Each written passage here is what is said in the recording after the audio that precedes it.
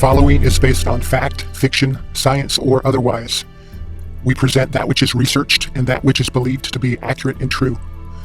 Professor Truth, guests, and associates may not agree on all viewpoints expressed, implied, or misunderstood by the reader or listener from the content communicated in any format.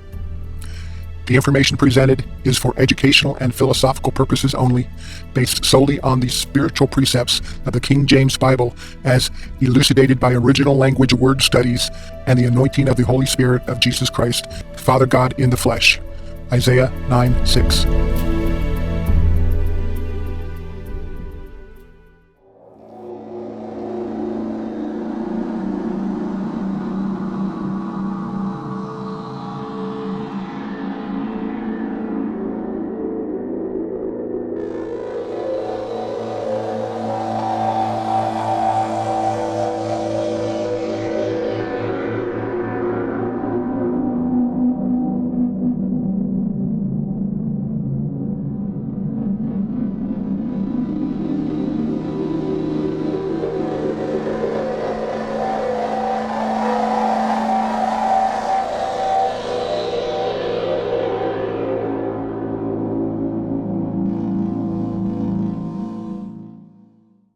Eli, we're dealing with a level of retardation never seen before. Really, and there's something wrong with these people. Right? Yeah. Hey, check this image out. I don't know if you get it. You should be quoted on that one. I actually am recording now, just so you know. I just started it because we always do stuff pre-show. Okay, did you get funny. that picture I just sent? Picture. Let me try again. On Skype? I'm trying to. Yeah. Oh, okay. I wonder why that's not working. Oh, I bet I got to put it over in this chat area. Oh, wrong one. Yeah. Oh, here we go. Check that out. That's a okay. That's a real cross section of a DNA. Okay. Oh, interesting. So it's got the Fibonacci, and if you count it, it's actually got 12 primary emanations, which is what and then it's got a center core, which is what I teach, 12 dimensions plus Yahweh at 0 point singularity. And that center core is what some call the holy triple helix, and they've defiled that because the Trinity, triple helix Trinity. Right. You got the Old Testament, New Testament, and then singularity of Yahweh. No one's ever taught that before either.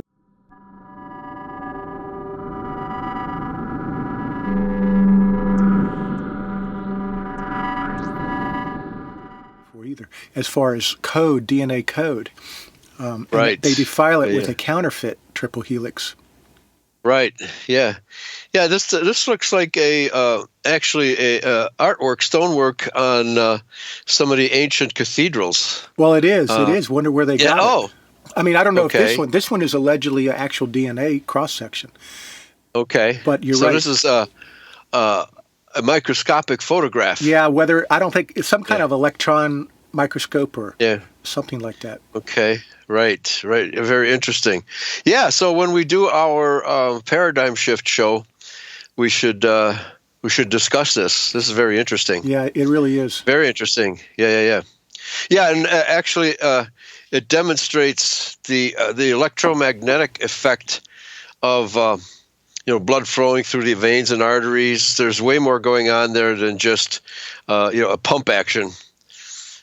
Going through, from the heart, that actually, is the main force. However, the electromagnetic arrangement of the body allows all these fluids to, for example, what is the lymphatic system? What's the force? Because there is no heart pumping the fluid through the lymphatic system, so there's got to be some kind of electromagnetic force that assists things, right? So they're just beginning to learn about the more subtle energies that are course through the human body. Just beginning. I suspect, like in physics, the deep sciences know, but it's forbidden science, and they dumb us down with the acceptable for the public versions. Right. Yeah, very good. Yeah. Okay. So, let's. I guess we can proceed with. This will be our last episode on the flat Earth, and but just wanted to put some ideas out there, because basically, what the problem is with all flat Earth presenters is they don't provide any evidence for for their objections. Okay, it's easy to object to anything, and then turn a blind eye when the evidence is presented to you. That's essentially what the flat earthers have done, and they haven't provided a replacement model for the Copernican heliocentric and the terracentric model of the Earth. They just haven't presented any coherent theory that explains a set of data. And so the Copernican heliocentric model explains all kinds of phenomena. We talked about the sundial and how the sundial shadow goes from the opposite of the rising sun, so the sundial shadow goes west, and then when the sun is directly overhead, that shadow disappears if it's during the equinox, okay? And then the shadow will go to the east as the sun is setting in the west. And it's a very straight line shadow that cannot be duplicated by any flat earth model, period. Cannot be duplicated by any flat earth model. So if you think that your model, and it's not a theory. A theory has to have some math behind it and has to explain something, okay? Flat Earth measurable experimentation. Yeah. Yes, exactly. And duplicatable. Exactly. It has to be duplicable. All right? It has to be real science. So, yeah, it has to be real science, not just objections to current science, okay? And that's exactly where the flat Earth agenda is coming from. It's just an objection to, NASA and other scientific organizations which do not tell us the whole truth. There's no doubt about that. Hey, Pastor Eli, do you want to, in this last show, maybe speculate on the more nefarious agenda behind Flat Earth? I mean, we talked on one of these shows where it is a psyop. We've gone into that. So I don't know. I know that I am constantly offended by the ignorant bastards that live on this planet that I have to deal with all the time. And they're very dumb. I know that I am constantly offended by the ignorant bastards that live on this planet that I have to deal with all the time. And they're very dumb. We did explain that really is to make the word Christian and the association of the word Christian with the God of the Bible ludicrous to most people. So that is on the surface layer, even one that most people don't see. But is there other nefarious agendas? I mean, it was a tarot card of the Illuminati 25 years ago, so they've planned this for some time. What do you think? This is the last show, so what do people really need to know? We're not trying to wake up the flat earths, because that's clearly a mind virus of the fourth kind that you cannot penetrate without a God inoculation of some sort. But what do the sane people out there need to know? Using this as an example of what the bloodlines of Lucifer, who we call terrors and usual suspects, what is their underlying objective here? Well, it's obviously to cause division, and they can cause division in any area, among any group of people. Just hire a bunch of people to pretend they believe Proposition A, right, which would tend to demonize those who believe in Proposition B, and then place a lot of agents online and in Facebook, etc., to get these people arguing with each other. Sometimes one person will actually argue both sides, but you won't know it's the same person, right? Yeah, they use different aliases. Yes. Now here, interestingly, here is Joe Rogan, a comedian who claims to have actually invented the flat Earth debate. Oh, really? And listen to what he has to say about Eric Dubay and others who are going into it, and actually verifies your idea that one of the objectives is to marginalize Christianity, because there's a lot of Christians who, some Christians who believe in flat Earth, and then Christians who don't understand that the Bible does not teach a 6-day creation story, but a 6-eon creation story. So let's listen here, and then we can give people the links to these videos. But here he goes. So, comedian Joe Rogan, Why don't you address the comedian that started the flat earth? Because it's a comedian that started. Don't you find it weird that a comedian started it, and now the establishment, the Hollywood fake establishment of truth, has sent like a comedian to deal with it, but he won't face the music and the guy who did it. Debate me, Joe Rogan. Debate me, Neil deGrasse Tyson. The person you invented through military intelligence as an offshore asset in one of the asset countries, Thailand, to the U.S. military, he plagiarized my work. He's referring to Eric Dubé. And you hinged him to espousing Nazism and pro-Hitler and anti-Semitism. Yeah, they got to work that in. Yeah. People are going, oh my God, he was taken down for the flat earth. No, he was taken down because he lied about the Jews, okay, that they don't eat with non-Jews. Go to any university cafeteria. I've had business meetings and eaten with Jews. I sell artwork to Jews. There's good and bad in every religion. But what it's going to do is bring down the entire FE movement that didn't fall for the sci-fi Christian cult side of the flat earth. It's going to bring down all the others. The sci-fi Christian cult side of flat earth. Did you hear that? I did. I wasn't sure what he meant by we eat with the Jews kind of thing, but I guess we don't Okay, have... yeah, well, he's defending the Jews in this case, right? So earlier, because he thinks the Jews are Israel, and the fact it is true that Jews at universities will sit down at a table and eat with non-Jews, but the rabbis won't. Okay, yeah, the secular Jews will. So he doesn't get that part. But earlier on, he was talking about a military. The whole thing is a military psyop. Now, okay. Is he the one that invented it, or is one of the other gentlemen that you referenced the one? Well, he said he's claiming that Joe Rogan, a comedian, now invented it. Okay, so or this is it's hard. I didn't watch the whole thing, but basically, I just wanted to present this to people to show that you were absolutely right. They were using flat Earth to target Christianity, that aspect of Christianity that is really not very scientific and is easily, we talked about this last week. It was very easily criticized because they really don't understand the Bible, and certainly not Genesis chapter 1. So those are easy targets. And so what he's saying is this is a military psyop designed to create divisions in various communities, and that's what they're doing. Okay? So this link can be provided to anybody who watches this presentation, and you'll see that this guy is saying, and more people are coming out and saying that the whole flat Earth agenda is run by military intelligence. Yep. Okay. Mm-hmm.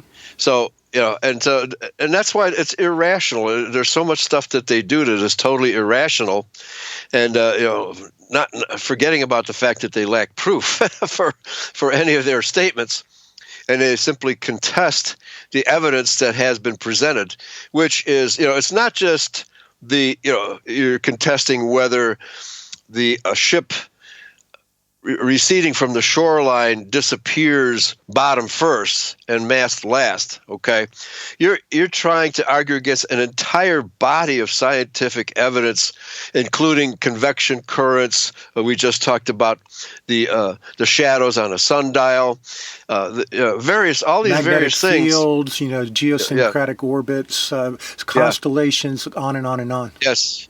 Yeah, constellations that can only be seen in one hemisphere, not in the other.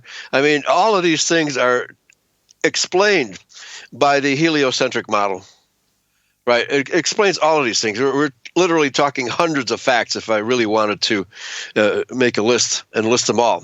Okay.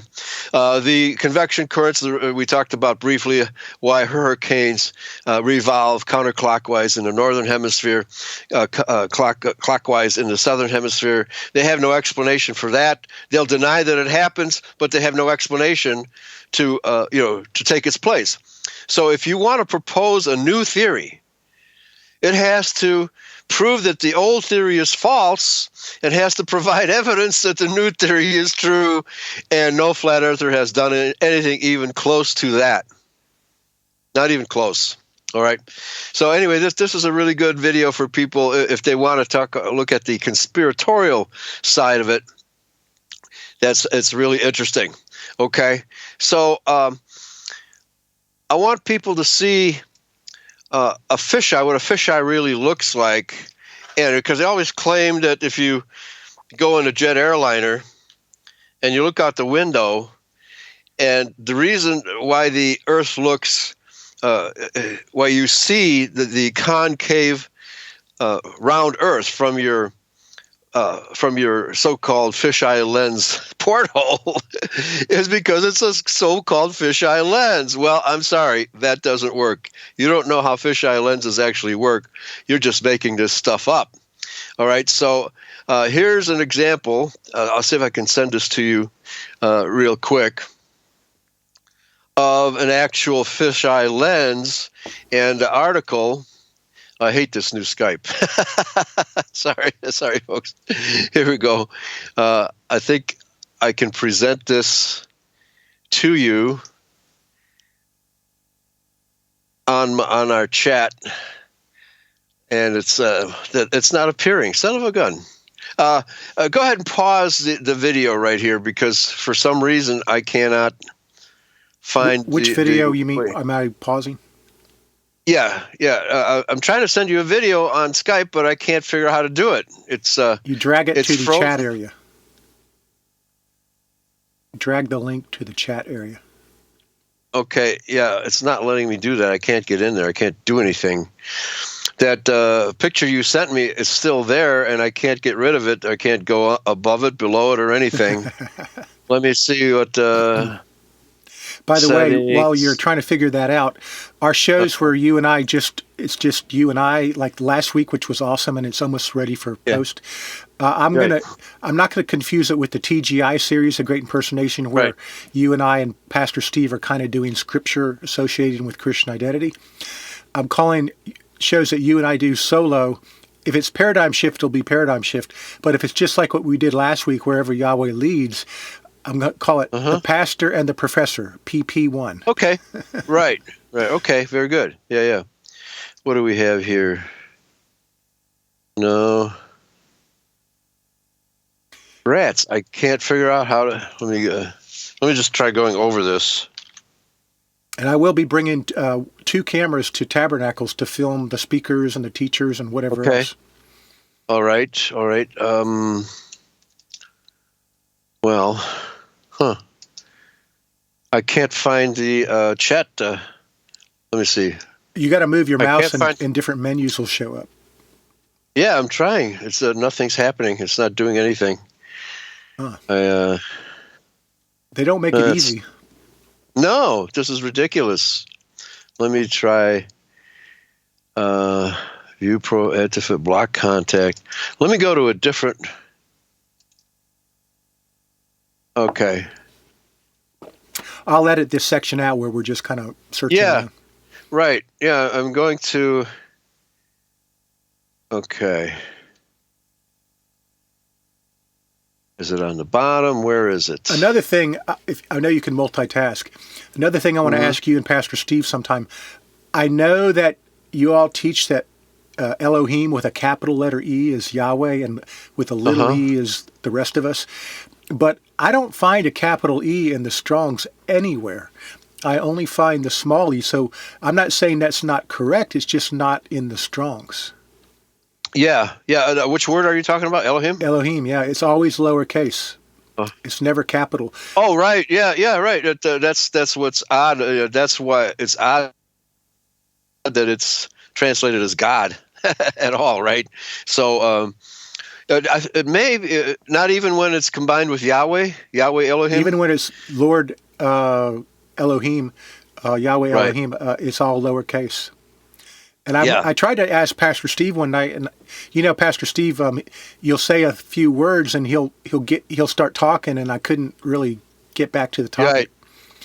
Right. Yeah. So I have to tell him let the other people finish, their including sentences. you. Yeah. Before speaking up, because he's obviously anticipating what we're trying to say. Yeah, he thinks he knows what you're going to say. Right. Yeah. So let us finish the argument. Okay. All right. So I was finally able to what I had to do. No, that doesn't work either. Anyway, I clicked on. I made you full screen. Full screen. I got a link at my end. Yeah. So I just sent it to you. Okay. Yeah, but I had to make you full screen first, and then that was the only way I could get the chat area. Fisheye lens, yeah. Yeah, right, okay. So I'm just going to read that little article, and then we'll go on to the next item. Okay, so given the difficulty with this, we may have to pause this a couple of times. All right, so let me go to...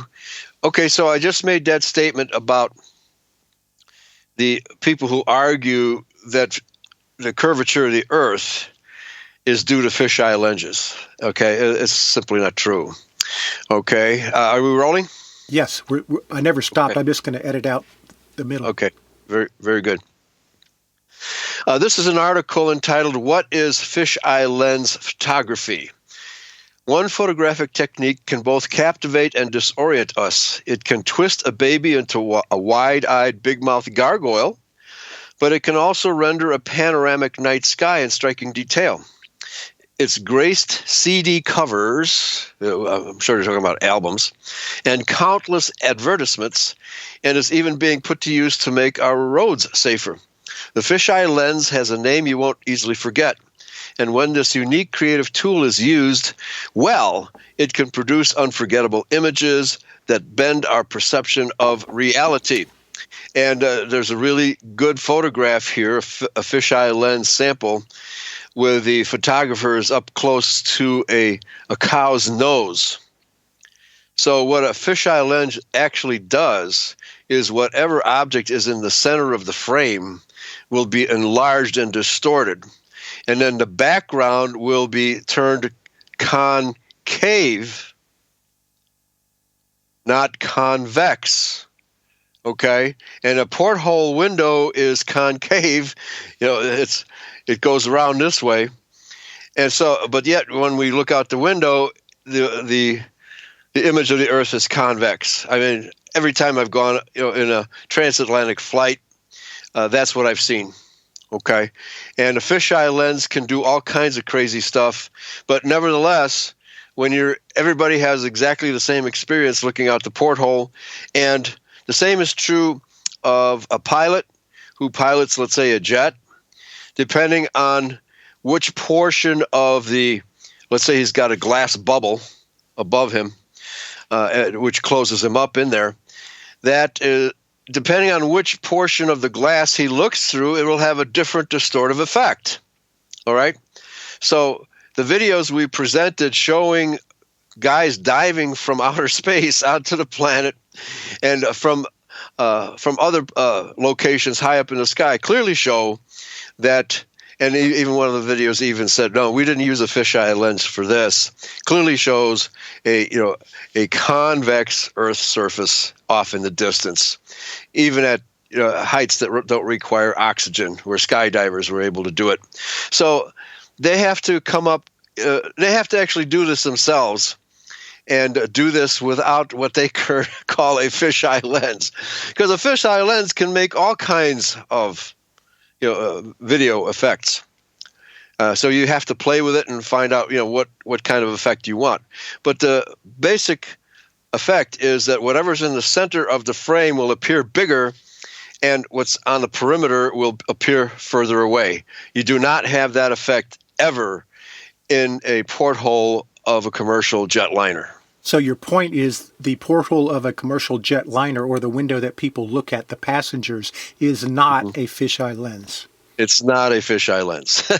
It simply is not, because there's really no distortion of either the landscape or the horizon at all. It's just two pieces of plastic. Right, that's all it is. 2 pieces of plastic. Okay.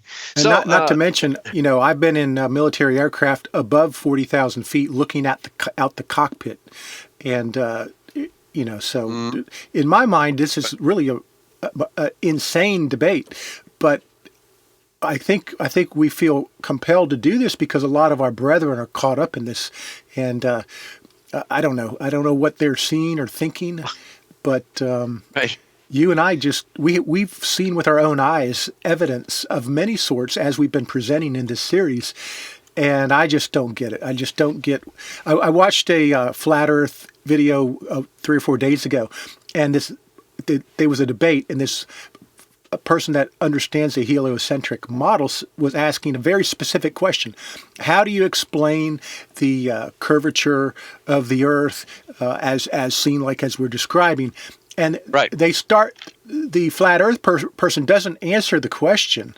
They start with a philosophy. Their answer was, right. Well, for centuries, it has been documented that many did believe in a flat Earth model. Well, so what? That doesn't answer the specific question. Right. They always dodge those questions. That's the problem. Okay, next let's take a look at the fact that the full moon, especially the full moon because it's got the most features, appears upside down from the southern hemisphere. Okay, this is another thing the flat earthers can't explain. And here, this article, do people in the southern hemisphere see the moon upside down as opposed to people looking at the moon in the northern hemisphere? There's an ad. Let me go past the ad. Amy Apt, astronomy enthusiast, says, the orientation will change, I suppose. To verify it, I launched Stellarium on my PC, which is a very popular desktop planetarium simulator, and checked out the moon from 2 different viewing locations on the Earth, namely London, UK, which is in the northern hemisphere.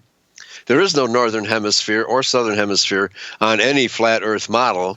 All of the continents simply are on a flat level plane.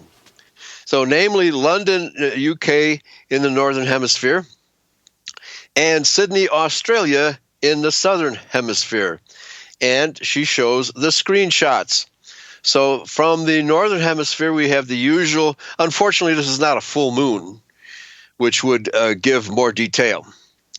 But what we see here is there's a huge flat area of non-reflective, probably dust, on the moon's surface from the northern hemisphere. The same photograph, the same area of the moon is photographed from the southern hemisphere, and it shows it at a completely different orientation. Looks to be rotated not quite 90 degrees. So why would, if on a flat Earth model, why would the moon appear differently, let's say, from the tip of South America to London? Why would that? Or in Australia versus London? Why would the moon appear in a different orientation? Everybody on a flat Earth would see the moon from the exact same orientation, and it would never present different faces as we see here in this article. So again, here we see, here's another fact that flat earthers cannot possibly explain. One more here of an image of a full moon, which shows very clearly that at the perimeter of the moon, all around the circumference, the outer perimeter of the moon, you begin to see shadows.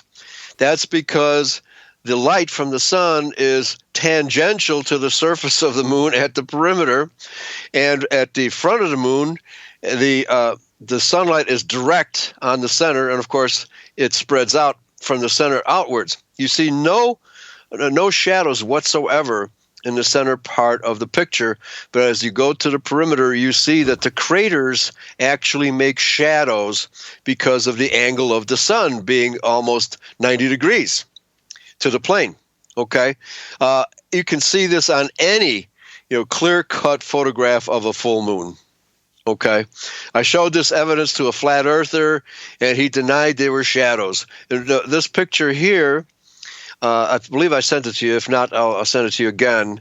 And at about 11 o'clock, there's a huge crater, the shadow of which obliterates the perimeter of the moon itself. Okay? You don't get any shadows in the center of the picture because it's closer and the sunlight is direct. Again, this is something that they cannot. They claim that the moon is a disk, all right, a flat disk. And so all of these things, none of these things can be explained by them, but they will deny these things when confronted. And as you said, they won't answer the question. They will not give a specific answer to a question. They will always divert the subject to something else. So this is extremely disingenuous by them, okay, which is simply more evidence that what we're seeing from these people is nothing but disinformation. Okay. And as you know, I think it's a spiritual virus where Yahweh is actually blinding their minds because they love not the truth. That's correct. There's no doubt. But as I say, my view of this whole situation is that it's a psyop. Okay. And part of the problem is people love to believe, certain people love to believe conspiracy theories. And then, but you have to, every conspiracy theory you hear of isn't always true. So this is what people have to keep in mind. A lot of the stuff is psyop stuff, and they're lying to us. Okay? So a couple of videos here. One is in Ecuador showing the curvature how the drain. About Coriolis acceleration. It's in this part of the world, the water falls straight out, direct. Okay, that's why in Ecuador we don't have. Okay, she's speaking in a very heavy Spanish accent. Basically, what she's saying is that she's standing on the equatorial line, going right through Ecuador, and when she pulls the plug on a basin full of water, there's no swirl. And the reason there's no swirl is because the momentum of the planet is exactly the same. It goes to several feet of this equatorial line. So there's no swirl when she goes to the exact center. However, when she goes a few feet north, she sees the typical counterclockwise swirl. And when she goes a few feet south, she sees the typical clockwise swirl. And she only has to walk. Yes. Can you explain that in layman's terms for people why that occurs? Okay, well, it's because of the momentum, for the same reason that hurricanes in the northern hemisphere turn counterclockwise and typhoons in the southern hemisphere turn clockwise. It's because the momentum of the Earth at the equator is very strong. But as you recede from the equator in either direction, the momentum is less. That's why you get this. It's the Coriolis effect. But that's what why it is. would not the momentum, whether you go north or south of the equator, be less to the same degree? How does it create the opposite spin? Well, it's because the recession of the sphere from the equator down toward the poles, the recession of degrees and momentum is the same, whether you go north or south. I would explain it like this. The momentum vector, they call it a vector in math, folks.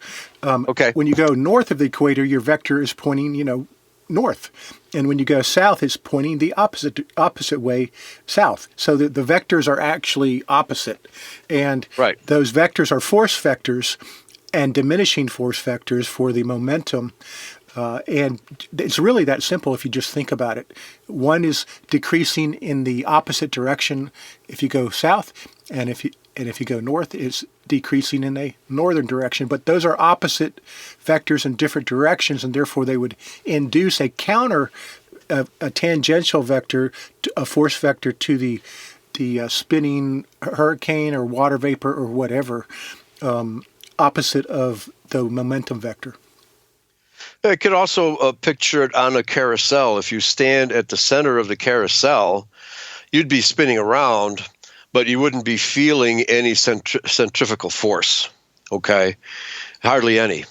But if you go to the perimeter of the carousel and it's spinning around, then you're going to get thrown off, okay? So that external force diminishes as you go from the equator to the pole. I guess that's about the easiest explanation. Yeah, and one's throwing you in one direction and one's throwing you in the opposite direction. Right.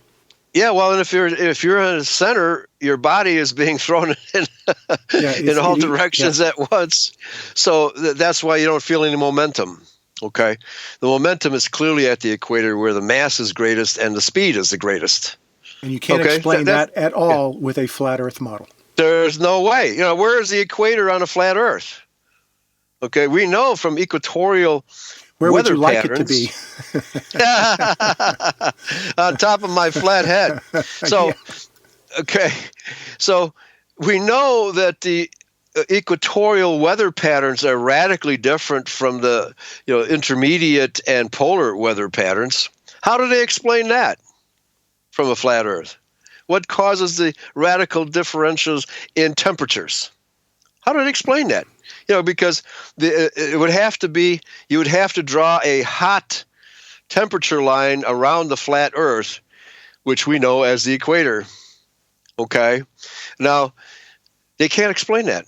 Yeah, how do you explain it? I think you're talking about, Pastor Eli, the simple thing that like right now in New Zealand, it's just coming out of winter, and it's been winter for 4 to 6 months. In North America, it's been summer for 4 to 6 months.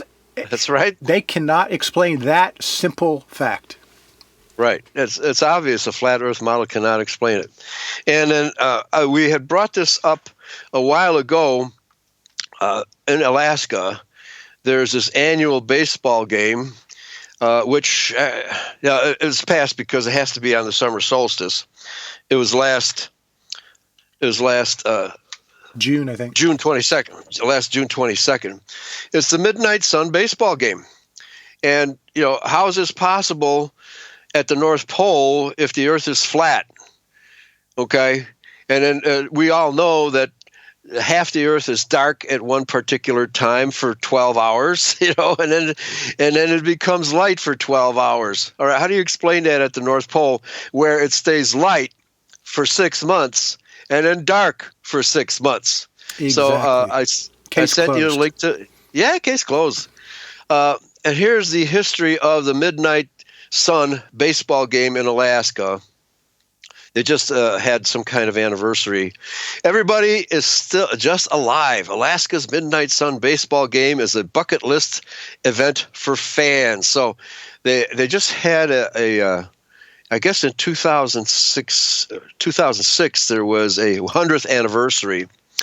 The Gold Panthers, which is one of the baseball teams that plays up in Alaska, have hosted the game annually since their first year of competition in 1906. It's a misprint here. It says 1960. The only longer-running baseball tradition is Major League Baseball's World Series. And even that is just 3 years older than Fairbanks Solstice Classic. I guess NASA has been conspiring to keep this information from us, right? Okay. So, 2018 MLB press release. Media advisory, unprecedented 24 hours of play ball coming to Fairbanks, Alaska. And this is June 7th, 2018. In celebration of the 113th Midnight Sun Game. The event will feature numerous baseball and softball activities for both adults and youth during summer solstice, the longest amount of daylight of the year. So, in other words, they're going to have 24 hours round-the-clock baseball without lights at midnight. Okay? How do you explain that, Flat Earther? Give me your explanation. How does that work? Well, at the same time, I feel like we should be able to do that on our flat Earth model. I just feel it. Yeah, right. Right. Well, from the flat Earth model, the way it's presented, the North Pole would be the very center of the planet, and Antarctica is the perimeter, right?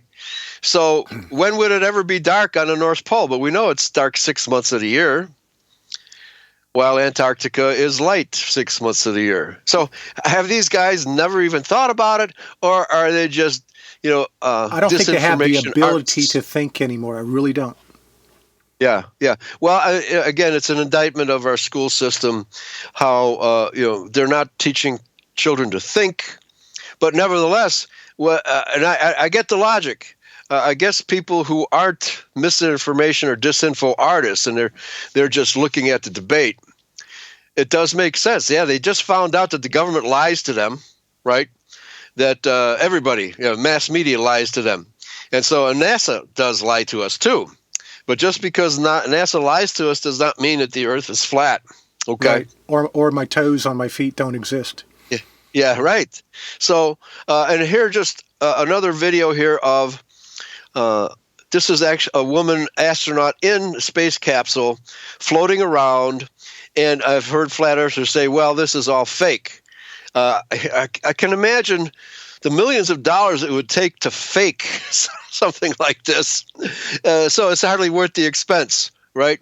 But the only known way of faking weightlessness is using a jet plane going very high in the sky and making a curve, a convex curve, and then coming back down. Right at the apex of that curve, you have some weightlessness for a few seconds. It's just like at the top of a roller coaster, okay? You hit the top of the roller coaster, your stomach goes up and your body stays in. So that's the closest you can come to faking it on Earth. I guess if you wanted to do almost a nosedive, almost perpendicular, at the exact speed of gravity at which they say doesn't exist too, but the exact speed at which gravity would be pulling the individual inside the plane down, then you could, again, for a minute or so until you got too close, you could sort of imitate no gravity, but it's insane. Yeah. No, you can only do that for a few seconds while the plane is at the apex of the curve, right?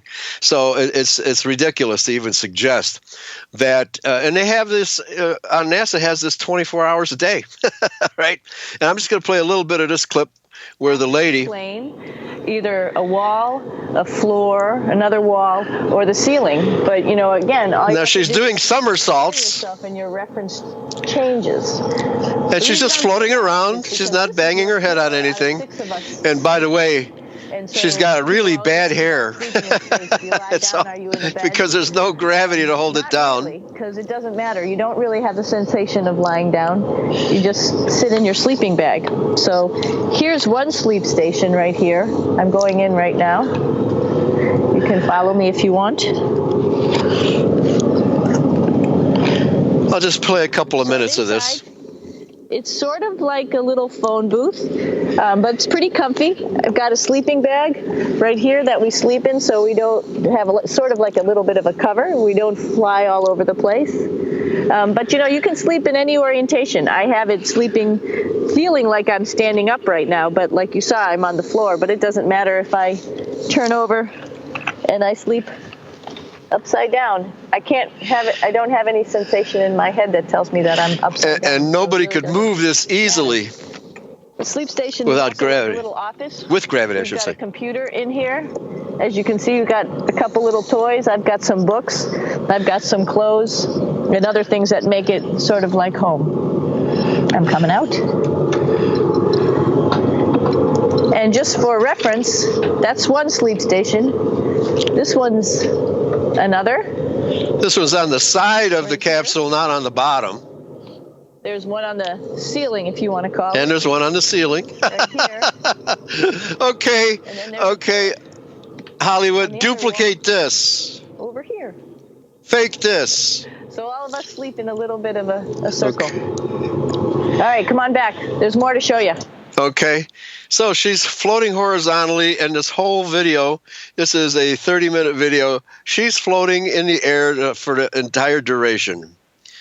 Every flat earther has to say, how are they faking this? Explain how they're faking this. Right. They couldn't fake what you just showed. But now in movies like, I forget what it was, with Sandra Bullock and George Clooney, I think it was called Moon or something, or Gravity. It was called Gravity. I don't know if you saw that. What they do have cables on these people in a dark studio. That's right. But they're not doing the acrobatics that they just saw in that video. Right, absolutely not. No, I mean, she's just floating around in space. She's doing somersaults. doing rolls. It's not possible to fake that without wires, on the Earth. And sometimes they're good, but most of the time, if you look carefully, you see the wires, right? But they can edit those out these days, So yeah, you can fake all this stuff if you spend millions of dollars, but you can't fake a live feed like this. There's just no way you can fake this. So again, we're talking about disinformation artists who really are clueless as to what's going on. Now, if you're a true believer but not one of the disinfo artists, this is the approach you must always take, that you must ask for proof and explanations, not just denials of the old theory. If you do not have a better theory to replace the old one, then you've got nothing. The problem, Pastor nothing. Eli, is they really believe they have proof, but their if you want to call them experiments, are extremely flawed in science and logic and setup. They have no scientific experimental setup baseline. They don't. In other words, I saw one. They go down to a beach in South Carolina, and they look down the beach and say that hotel is 20 miles away, and they take some kind of transit, but they don't calibrate the experiment. They don't tell you how high the transit is at the source. They don't tell you how high. They don't have any method of calibration or validity of their experimental measurements. And you understand what I'm saying? It's just... Yeah. In other words, it's not science. It's not science. But so they believe they have these experiments that show their point. But any true scientist and mathematician could easily show multiple flaws in the experiment. Right, absolutely. I mean, and that's what a lot of people have done, because the spheroid model, many people are putting up videos to counteract the flat Earth videos, and those explain all of the there are honest questions. There's no doubt there's honest questions, but they're debunking the flat Earth assertions pretty easily. Just one final thing I want to talk about is the retrograde motion of planets, and it's a very difficult thing to prove from the flat Earth model. Essentially, what happens is that as the Earth is going through space, and you're looking at closer planets versus more distant planets, the more distant planets appear to go retrograde. They appear to go backwards. And that is basically the parallax effect, that when closer objects always appear when you're driving along a highway, let's say. The closer objects always appear to go by really fast, because they are, right? But if you had a straight line going to infinity between your car and, let's say, the moon, well, then you'd see you're traversing across the moon at the same rate of speed as you are on the Earth. But because it's let's call it a fisheye effect, because you're actually looking at a concave or a vortex or cone effect, the further objects don't appear to move at all. Okay, and so that's only explained. The only way you can explain the retrograde motion of the outer planets is because they are simply moving slower than the inner planets. And then you're taking and as the Earth rotates in its orbit, and we'll put up a video to demonstrate this, but let's say you're looking at two objects. One is, let's say, 100 feet away. The other is 200 feet away. And you're on a carousel. And from the right side of the carousel, you're approaching the closer object quicker, okay, than the further object. When you're right between the two, they're in a straight line, okay? But then as you recede toward the other side, you begin to see it looks like the further object is moving backwards, but it's not. It's just receding at a slower rate of speed than the closer object. And that's how retrograde motion works. You cannot explain it any other way than from the heliocentric model. And this is something that flat earthers don't get into at all, because this is astronomy.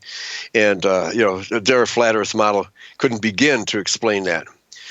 In the old days, the explanation was because astronomers in the old days saw this and noticed it, that certain planets like Mars and Venus have a retrograde motion. And it's always dependent on the relative position of the Earth, that planet, and a more distant planet. Okay, that's always based on that. So what we see is that the retrograde motion is caused by actually our motion in orbit, transiting from, let's say, the spring equinox going around to the summer solstice going around to the autumn equinox. So your position is drastically different in that case. And astronomers can predict this. In fact, Venus makes a 5-pointed star in the sky every 8 years based on this astronomical data. It's easily explained by the retrograde motion, very easily explained. And they can predict it. And they can tell you when it's going to happen again, just like with phases of the moon. How do you predict a full moon on a flat Earth model? You got nothing to go by. Okay, they got nothing to go by because there's just two big objects in the sky, the sun and the moon. And then what happens when there's a lunar eclipse? The moon is still up there. So how can a flat disk create a shadow and the moon is still up in the sky? None of it makes any sense whatsoever. This is what we're dealing with. We're dealing with a completely deliberately invented model that has been invented by military intelligence to just create division. That's what it is. And character slander of people that call themselves Christian and then broad brush it to all Christians. Yeah. Or anybody who questions it, they will be slandered and called names, right? And then they make up really totally illogical arguments. And which, again, as you pointed out earlier, do not address the facts of the case. So we've got a situation where it's disinfo. Anybody who has fallen for this stuff, you really need to know something about science and not take this just because there is disinformation in the media, online, and from the scientific establishment. There certainly is. There's no doubt about this. But the science, the astronomy behind the heliocentric model was settled 1,000 years before NASA existed. That's a simple fact. Okay, so let me kind of summarize. Pastor Hoggard uncovered some pictures of the Earth taken before NASA even existed. That they shot a rocket up. I'll put them in this video. And, it's fake. Yeah, well, that's what they're going to have to say, but they're not fake. Yeah, right. Yeah, but again, there's no explanation. They explain nothing and deny everything. Exactly. That's the problem. They explain nothing and deny everything. So what kind? And if you just try an experiment.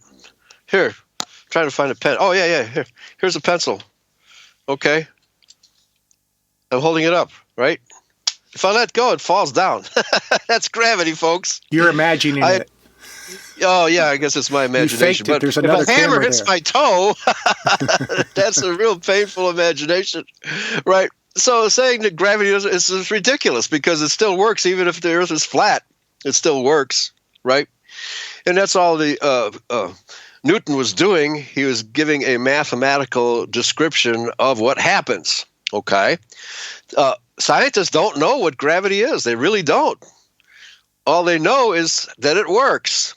Okay, and they gave it a name. They call it gravity. In my view, it's more of an electromagnetic phenomenon than it is, a separate force of attraction of bodies, without any kind of electromagnetic influence. Okay, as more and more science is recognizing the electromagnetic nature of the entire universe. Okay, so I'm sure they're going to modify the theory of gravitation.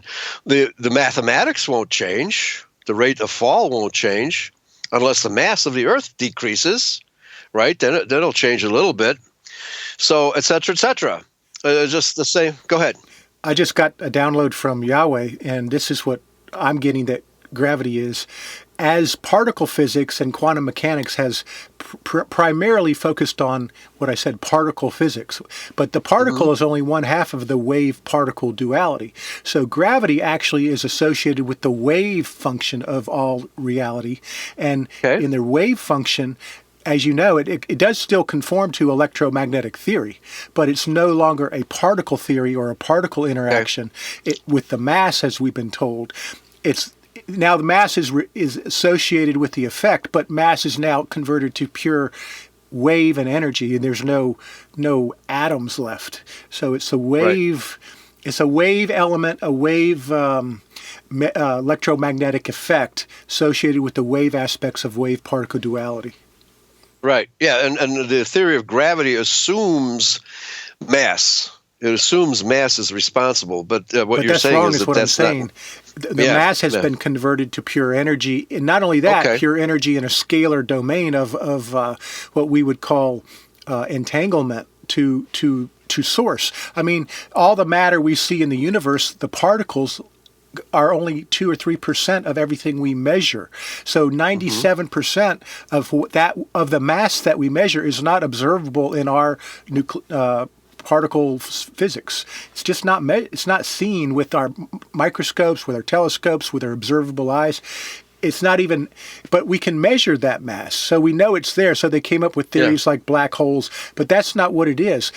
What it is that everything is actually energy. It's the wave aspect of wave-particle duality, and the mass that we see is just very transitory and temporary. Yeah, except when a hammer falls on your foot, right? That's not so transitory. But yeah, I agree with you 100%. At the quantum level, it is transitory. It is transitory. And the way that electrons or photons/electrons organize themselves into atoms and molecules, etc., that's really when you can start talking about mass. Because a photon, I think you wrote a paper on it too. I say there's an intermediate state that I refer to as a wavicle. There you go. Yep, that's what I'm talking about. It's a wave and a particle, right? But what determines how you view it, or whether to you as you're observing it, it's a wave or a particle, Schrodinger's depends cat. On your. Yeah, right. And it's Heisenberg's principle of uncertainty as well applies, okay?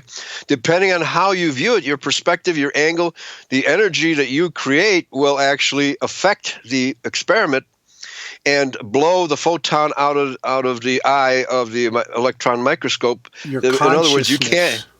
Yeah, you're conscious. You cannot capture it that way. In other words, what they're saying is there is no physical way of measuring a photon. There is no physical way of doing it. It can't be done. And physicists have admitted this. Well, not with our measurement systems that are set up for the particle aspects of reality. Right, yeah. The particle analysis, particulate analysis of matter only goes so far, because when atoms and photons or mass particles such as electrons fade into a wave, you can't measure. You can measure energy release, but you can't predict where it's going to be or what it's really going to turn into. In other words, science is admitting defeat, that the methodology has gone so far deep into the subquantum world that Newtonian descriptions of reality fail to apply, simply do not apply. The analogy is similar to the Fourier transform, where you go back and forth between the domain of time and then the domain of frequency. And they came up with this Fourier transform, and I won't bore people with it, but that's a good analogy because in the wave-particle duality, in fact, now that you mentioned that gravity is, that I mentioned that gravity is associated with the wave physics. So anti-gravity craft, the craft that Colonel S.E. and I talk about. And the reason that anti-gravity craft can transit time and space is because when you get out of the particle aspects of reality and into the wave functions, the wave functions don't have time, and in the same manner that the Fourier transform doesn't have time in the frequency expression. Right. And it's pretty obvious that your brain can transcend this wave-particle duality and pick up other worlds. That's right.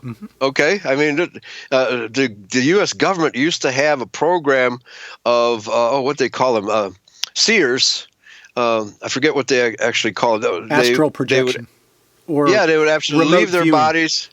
Yeah, remote viewing. That's right. That's what they call it, remote viewing.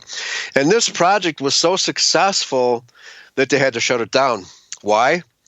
Because they realized that if they're training people to view remotely, and one guy he could look around the corner, so to speak, and tell there's a woman wearing a red dress going to come around the corner any second, and sure enough, there she was. Okay, This is how precise they could be. One guy looked at things on the backside of the moon, and there's a book called Placebo. And it's like they charge hundreds of dollars for it. But he was a remote viewer. I forget, Ivan somebody, and he wrote a book, Placebo, of what he saw on the backside of the moon, and they shut that down real fast. That's right. Well, that's why we haven't gone back to the moon, is because, I think we were warned off by the people inhabiting those alien bases. There's way more to, and the reason why NASA would fake videos and create all this controversy is because they're hiding the real reason we haven't gone back to the moon. Look over here, not over here. Yeah. Yeah, right. Okay. And so all this is, again, as I say, it's all a psyop, and the purpose, it's part of the UFO cover-up. Let's talk about that. I mean, we've kind of diverted a little, but I have my view on the bigger agenda, and I think there's only one secret, as I wrote in the paper for Anthony Patch in the October issue of Entangled magazine, God Code 2.0. There's only one secret, and that is Lucifer and his fallen children are preparing to fight Jesus Christ and his holy angels when they return. That's the only secret, everybody, and everything revolves around that. Yeah. So what we're seeing is that there's so many psyops going on simultaneously, it's hard to keep track of them all, right? But be grounded, because all science really is observations made by normal human beings, and and keeping a record of it, and producing experiments that can be repeated. So until a flat earther actually goes that far and actually gets into science by reproducing an experiment, then, flat earth is nonsense. It's pure nonsense. And there's no way they can convince us of anything unless they actually get into science. And some guy tried to, said he could go in a rocket ship and prove the earth is flat. Well, it hasn't happened yet. And when he gets up there, he's going to realize the Earth is a sphere. Right? I mean, we even posted a rocket ship going up in one of our Flat Earth for Dummies episodes.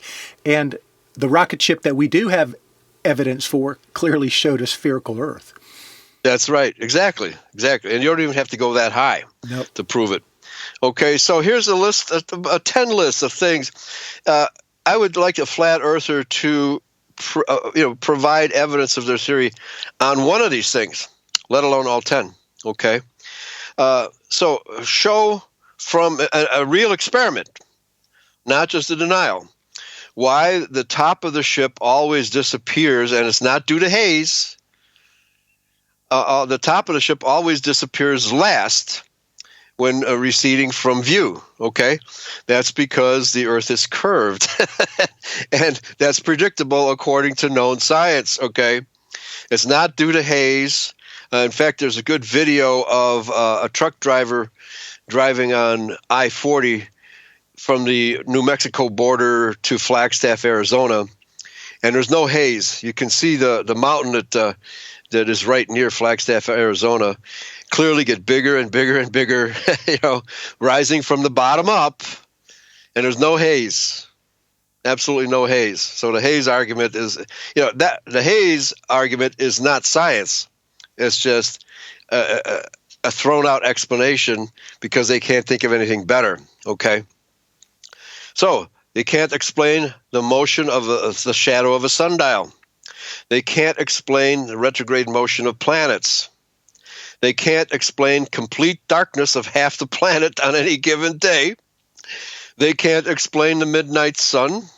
They can't explain the seasons. These seasons repeat every 4 months. And they're different in the northern hemisphere and then the southern. Right, they're equal and opposite, unless they're at the equinox, equal and opposite. And so they can't explain that. That's obviously due to the 23.5 degree tilt of the Earth. The seasons are caused by that. The spherical Earth, I might add. Okay, they can't explain the convection currents and weather patterns, such as the doldrums, that all sailors around the world know very well and have been documented.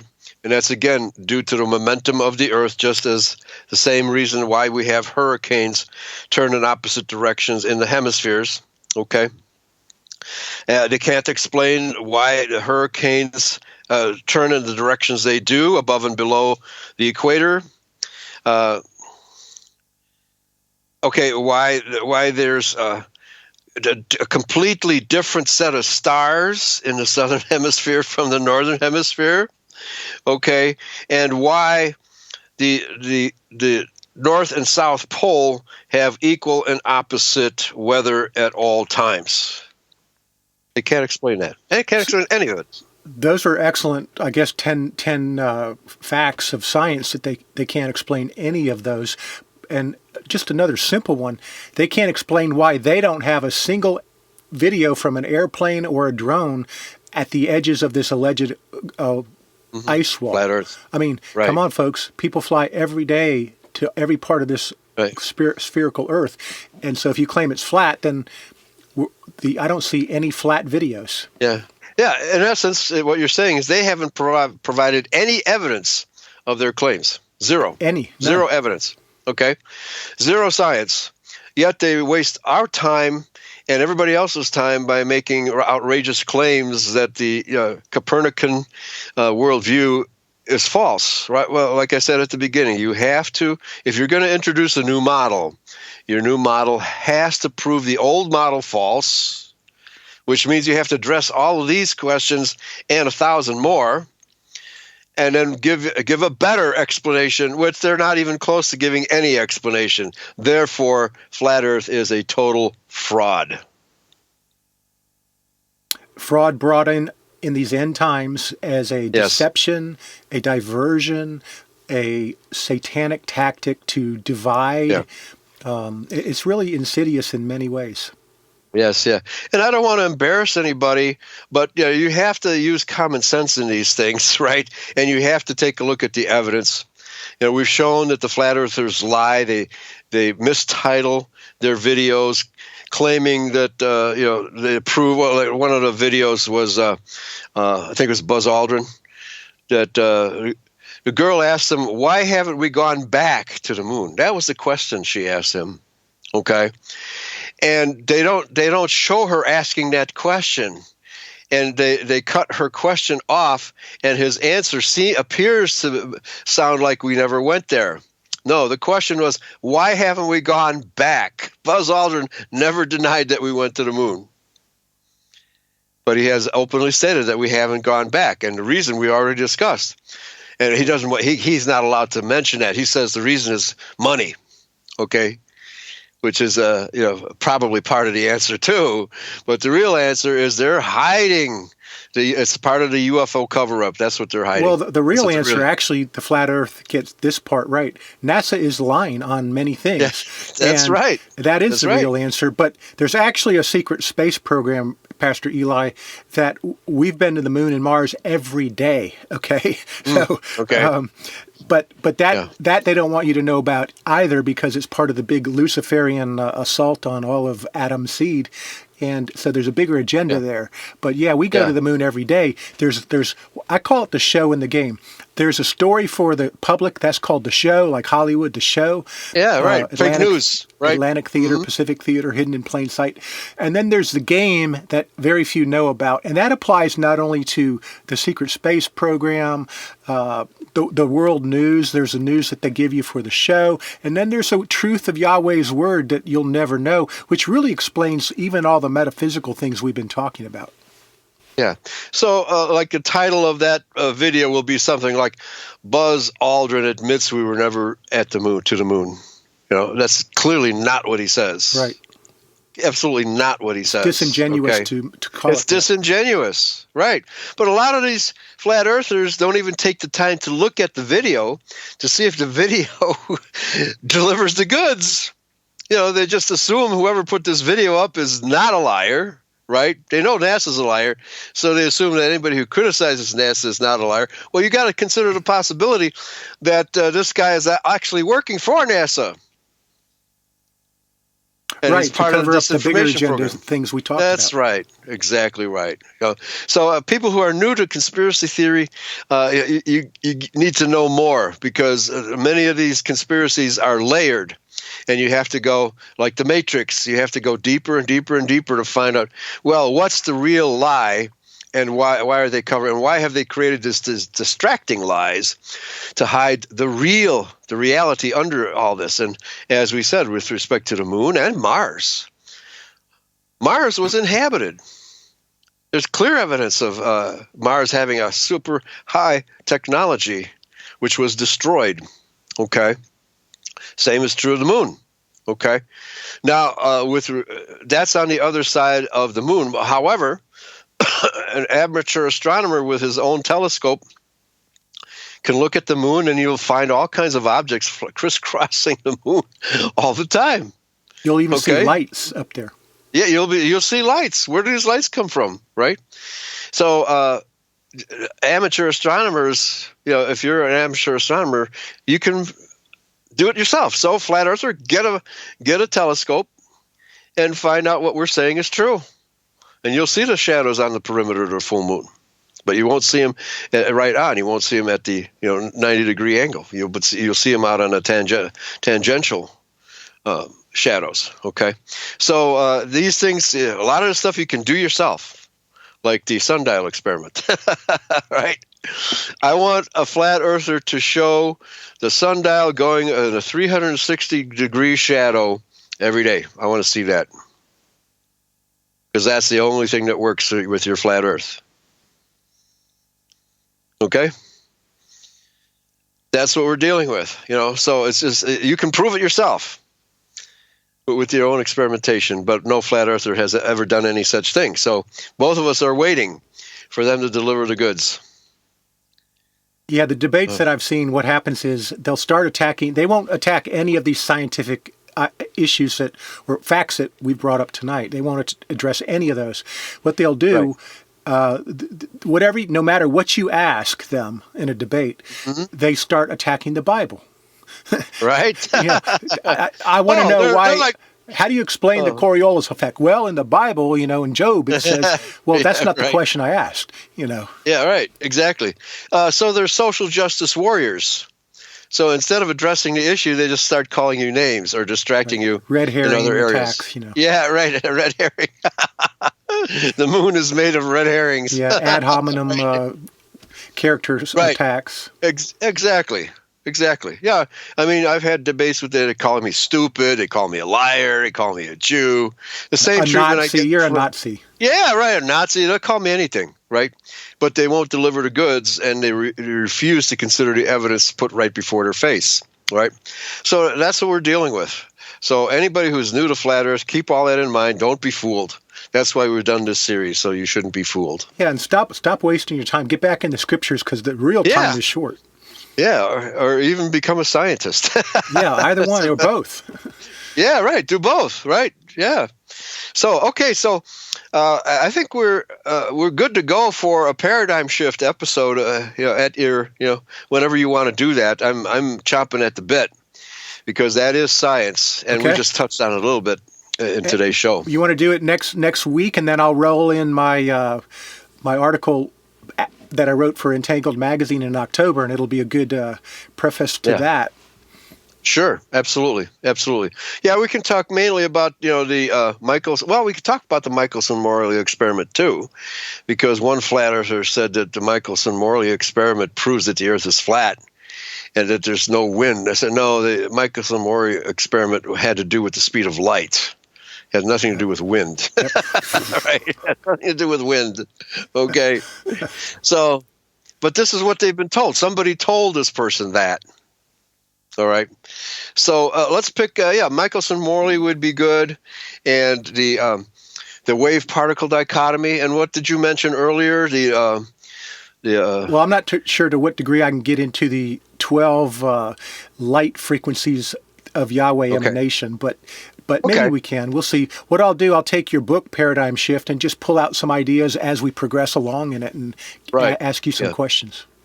Yeah, and now the purpose of the book Paradigm Shift, oddly enough, for flat earthers, is to show how weak the scientific arguments for the basic worldview actually are. How weak their arguments really are. They all have built-in assumptions that most people don't know, and well-educated scientists deliberately ignore. Okay, and Heisenberg's uncertainty principle is one of them. Many quantum mechanics scientists, and these are the most educated and the most sophisticated scientists. They're light years ahead of your high school, college scientists. These people really have delved into the depths of reality. And they've all come to the conclusion that we can't separate matter from energy. It appears to be separated to our eyes, and until we get into the subquantum particle physics, those we know that those things are illusionary. Mass. They really can't define mass from energy. All they know, but we've discussed this, that my view is that mass occurs in the same way that the pixels on your video screen occur. Okay, they materialize out of the ether, where the ether is the cathode ray tube, and reality is the screen, right? So what's behind the screen is way vaster than what we're actually seeing, multiple dimensions vaster. Okay, so and scientists are saying this too, but this is not what's being taught in the schools. They might as well be teaching flat Earth in the schools, because science in the schools is so far behind quantum mechanics. It's pathetic. Well, quantum mechanics proves the existence of God. Yeah, it does. Yes, yeah, and that's part of the reason I wrote the book Paradigm Shift. Yeah, and I quote many scientists saying exactly that. Yeah, right? So they couldn't teach that in the schools, of course. No way, because the industrial scientific model, the military-industrial complex, is not interested in the philosophy of science. They're interested in making money and controlling the people. So they don't want to debunk themselves, right? Well, and Lucifer controls the military-industrial complex, and he couldn't admit that there is Jesus Christ is real, and they can't accept that. So God must not exist in the science that is foisted on the population. Right. Well, these people actually know he's real. Oh, of course. But they're bound and determined to fool the public, about it. Okay. So what happens is they marginalize Christianity. And of course, Judeo-Christianity is easy to criticize, as we've shown in many ways with our word studies. But they're also creating a fake science, and that's what you learn in grade school, high school, and college. For example, there's absolutely nothing taught about Nikola Tesla. Nothing. He was 10 times the genius of any other known physicist, up to including Edison. Right? He ran circles around Edison. And remember, Pastor Eli, at the event we camped together at, Nikola Tesla's niece was there to give a lecture. Right. Yeah, so he really did exist. Right. And actually, I asked her a question. I asked her, well, how does time travel work? And it was a really interesting answer. She said, I said, well, is your uncle's theory on time travel correct? She goes, yes, but it doesn't work in the way that a object with mass actually changes its time-space location. Here's what she said.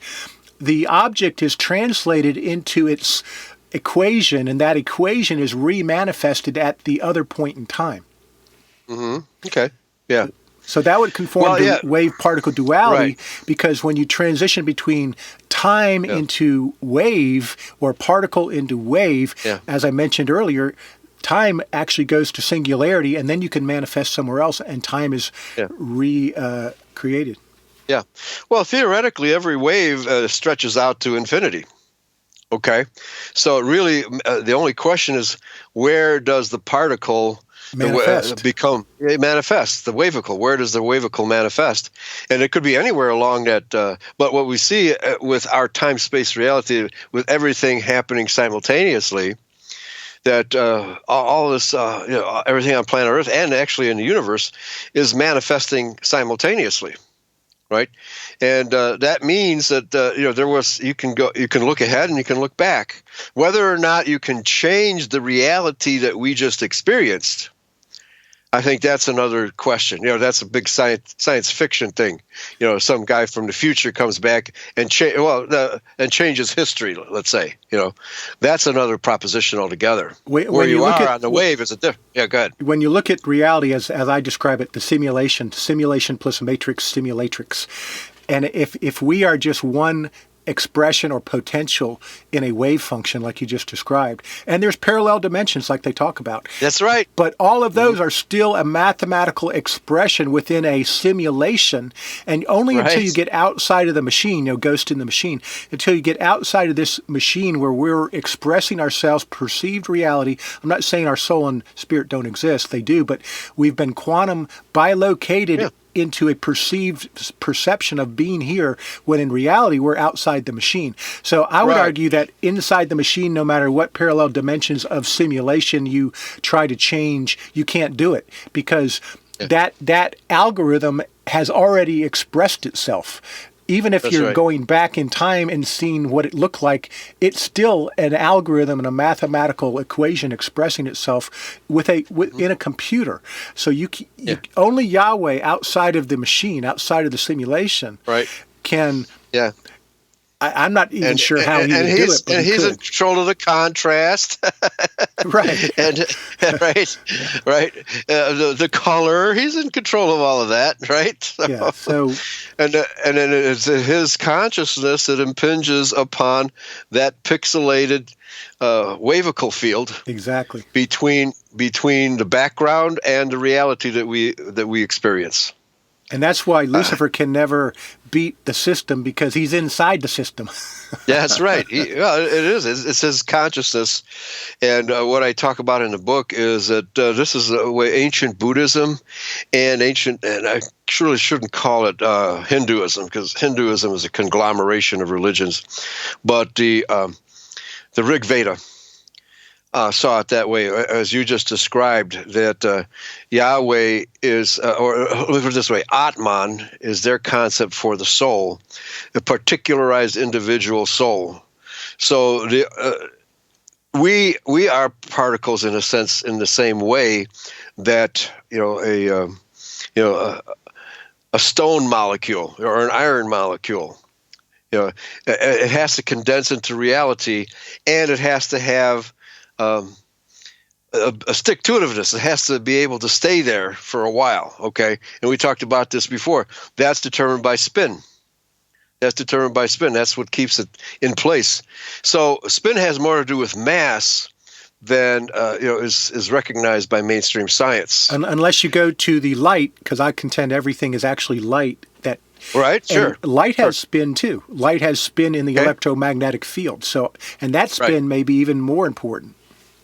Oh, yeah, I agree. Yeah. So what they say in the Rig Veda is that consciousness condenses itself into an individual, the Atman, or Adam, right?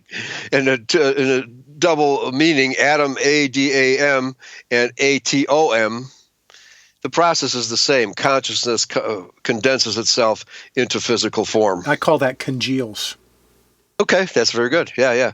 But because more and more, congealing implies the slowing down of light. Right. Yeah, slowing down and fixing it into a particular space-time location. Exactly. Right. Okay. Whereas the wave is not contained that way. And so Schrödinger's double slot experiment might come into play here too, because that really demonstrates that there's a unique difference between a wave and a particle, even though a wave and a particle are considered to be the same object for the experiment. Okay, which shows that a photon can change into a wave when the circumstances force it to, or it decides, because a lot of quantum mechanics teachers say, well, there's really consciousness going on here. There's consciousness here, and it's not just an automatic, materialistic relationship. Okay, so this is turning science on its head. But people learn the old school science, which is really no more interesting. It's not interesting anymore. Quantum mechanics is where it's at. Yeah. Yep. Quantum physics, quantum mechanics, and subquantum, like you mentioned. That's really the next frontier. Right. Yeah. They're beginning to understand those different levels of reality better.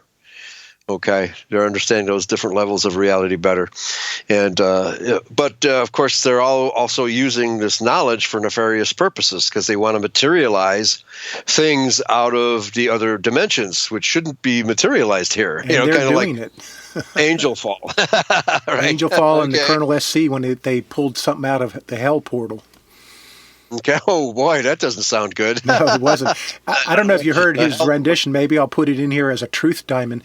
But he was guarding these scientists, and they had this black screen, millions of dollars technology screen, and they had this like robotic arm, and it would particularize, and they put this arm through.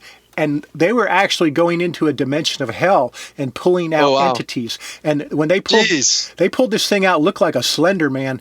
In fact, he said it might have been, but it scared the guards, and he was a Marine guard, so bad they just started shooting everything. And they blew apart this $50 million screen. And then they went outside and they hit the fail-safe button and gassed it and burned it all.